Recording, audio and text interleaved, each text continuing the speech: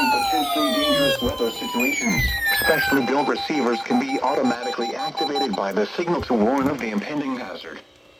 Tests of the signal and receiver's performance are normally conducted by the National Weather Service between 11 a.m. and noon Eastern Time each Wednesday. If there is a threat of severe weather, the test will be postponed to the next available good weather day. Reception of this broadcast, and especially the warning alarm tone, will vary at any given location. This variability, normally more noticeable at greater distances from the transmitter, can occur even though you are using a good quality receiver in good working order.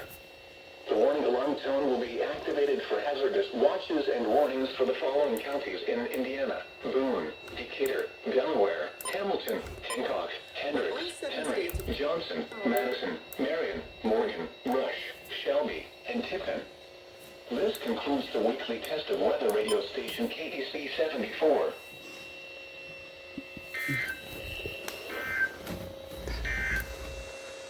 At 11 a.m. at Indianapolis, it was mostly sunny.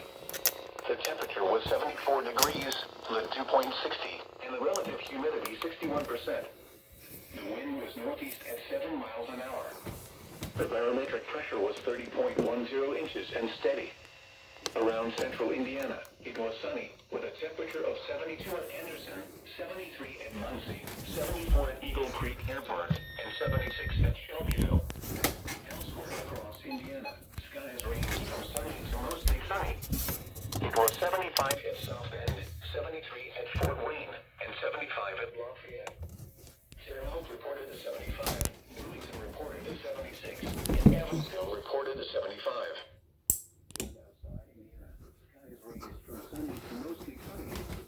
It was 77 at Chicago, 74 at Champaign,